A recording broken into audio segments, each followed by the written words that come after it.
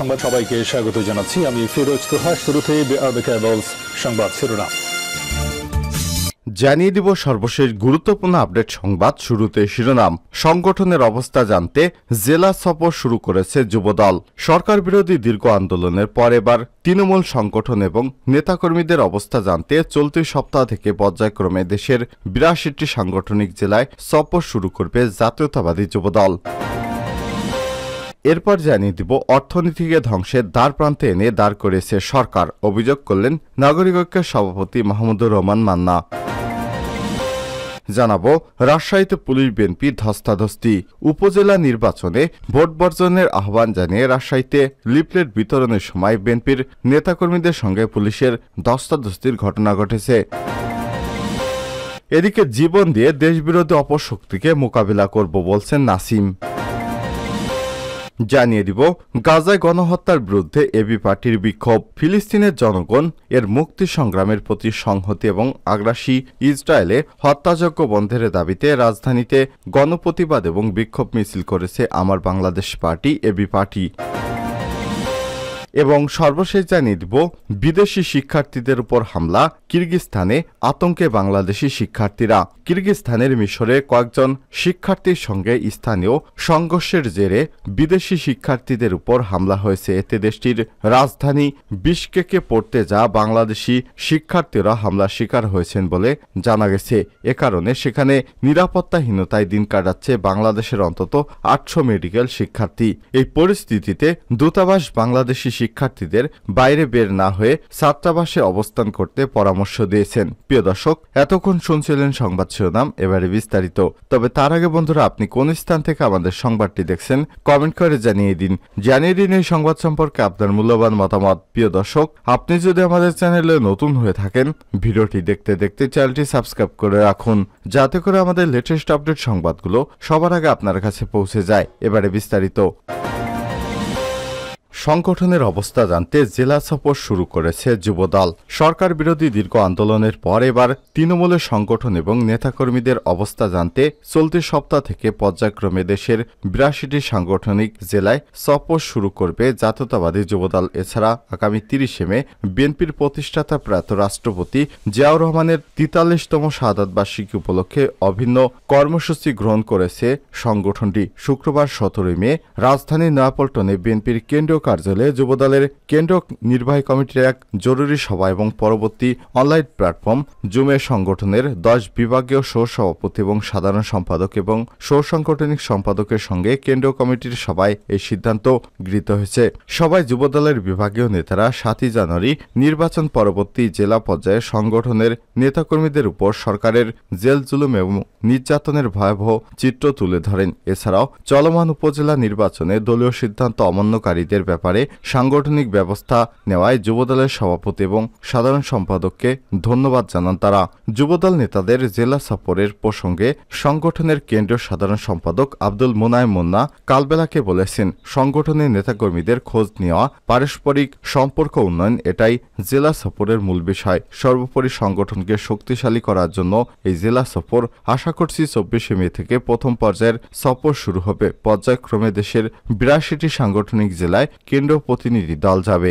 যুবদলের সিনিয়র সভাপতি মামুন হাসানের সভাপতিত্বে এবং সাধারণ সম্পাদক আব্দুল মোনায়েম মুন্নার সঞ্চালনায় সভায় সংগঠনের সহসভাপতি নুরুল ইসলাম নয়ন, প্রথম যুগ্ম সাধারণ সম্পাদক রফিকুল ইসলাম মিল্টন, সহসভাপতি পদমর্যাদার দপ্তর সম্পাদক এবং কামরুজ্জামান দুলাল ও যুগ্ম সাধারণ সম্পাদক গোলাম মাওলা শাহিন, যুগ্ম সাধারণ সম্পাদক পদমর্যাদার সহসাধারণ সম্পাদক আজিজুর রহমান আকন্দ, সাংগঠনিক সম্পাদক ইসহাক সরকার, ঢাকা বিভাগীয় সভাপতি রেজাউল কবির পল, চট্টগ্রাম বিভাগীয় সভাপতি মোহাম্মদ শাহেদ, রাজশাহী বিভাগের সভাপতি নাজমুল হুদা চৌধুরী সাগর, বরিশাল বিভাগের সভাপতি এইচ.এম. তসলিম উদ্দিন সহ দেশের সমস্ত জেলা সাংগঠনিক সভাপতি উপস্থিত ছিলেন। অর্থনীতিকে ধ্বংসের দ্বারপ্রান্তে এনে দাঁড় করিয়েছে সরকার, মান্না। ক্ষমতাসীন আওয়ামী লীগ সরকার দুর্নীতি, লুটপাট এবং দুঃশাসনের মাধ্যমে দেশের অর্থনীতিকে ধ্বংসের দ্বারপ্রান্তে এনে দাঁড় করিয়েছে বলে অভিযোগ করেছেন নাগরিক ঐক্যের সভাপতি মাহমুদুর রহমান মান্না। তিনি বলেন, 2014 সাল থেকে পরপর 3 বার জনগণের ভোট ছাড়া অবৈধভাবে ক্ষমতা দখল করে আওয়ামী লীগ জবাবদিহিহীন রাষ্ট্র ব্যবস্থা প্রতিষ্ঠা করেছে, লুটপাটের স্বর্গরাজ্যে পরিণত করেছে বিদ্যুৎ খাতকে। শনিবার 18 মে বিকেলে রাজধানীর সেগুনবাগিচা ঢাকা রিপোর্টার্স ইউনিটি নাগরিক ঐক্যের উদ্যোগে বিদ্যুৎ আলো থেকে অন্ধকারের যাত্রা শীর্ষক এক সেমিনারে মান্না এসব কথা বলেন। মাহমুদুর রহমান মান্না বলেন, 1990-এর দশকের মাঝামাঝি থেকে বিদ্যুতের চাহিদা ক্রমাগত বাড়তে থাকে। ভিন্নভাবে বললে, বাংলাদেশে তৈরি পোশাক সহ শিল্প কলকারখানার বিস্তারের সঙ্গে সঙ্গে বিদ্যুতের চাহিদা ব্যাপকভাবে বাড়তে থাকে। 2001 সালে 4 দলীয় জোট সরকার ক্রমাগত চাহিদা বৃদ্ধির সঙ্গে পাল্লা দিয়ে বিদ্যুৎ উৎপাদনের সক্ষমতা অর্জন করতে পারেনি। এতে দেশব্যাপী লোডশেডিং দুর্বিষহ পরিস্থিতির সৃষ্টি করে পোশাক খাতসহ শিল্প কারখানার উৎপাদন ব্যাপকভাবে ক্ষতিগ্রস্ত হয়। 4 দলীয় জোট সরকারের পর 11-এর তত্ত্বাবধায়ক সরকার আমলেও পরিস্থিতি উন্নতি ঘটেনি। 2009 সালে আওয়ামী লীগ সরকার ক্ষমতা আসার পর প্রথম বছরে বিদ্যুৎ উৎপাদন বৃদ্ধিতে কার্যকর কোনো উদ্যোগ নেয়নি। পরিস্থিতি বেসামাল হয়ে পড়লে তখন বিদ্যুতের চাহিদা পূরণ করতে সংসদে বিদ্যুৎ ও জ্বালানি দ্রুত সরবরাহ বৃদ্ধি বিশেষ বিধান আইন 2010 নামে একটা আইন পাশ হলো, অর্থাৎ বিদ্যুৎ খাতে সেই ইনডেমনিটি আইন। শুরু হয় বিদ্যুৎ খাতে লুটপাটের মহোৎসব। তিনি বলেন, বিদ্যুৎ খাতের ভর্তুকি কমানোর অজুহাতে গত 15 বছরে পাইকারি পর্যায়ে 11 বার, খুচরা পর্যায়ে 13 বার বাড়ানো হয়েছে বিদ্যুতের দাম। সম্প্রতি IMF-এর শর্ত অনুযায়ী বিদ্যুৎ খাতের ভর্তুকি কমাতে বছরে 4 বার বিদ্যুতের দাম বাড়ানোর সিদ্ধান্ত নিয়েছে এই সরকার। অথচ বিদ্যুৎ খাতে ভর্তুকির প্রায় পুরোটাই চলে যাচ্ছে রেন্টাল বিদ্যুৎ কেন্দ্রের ক্যাপাসিটি চার্জ হিসেবে সরকারের অলিগার্কদের পকেটে। তিনি আরো বলেন, জনগণের পকেট কাটার আরেক হাতিয়ার গ্রাহকদের কাছ থেকে প্রতি মাসে ডিমান্ড চার্জ এবং মিটার ভাড়া আদায় করা। অথচ বিদ্যুতের মিটার একজন গ্রাহক নিজে কেনেন, নিজেকে কেনা মিটারের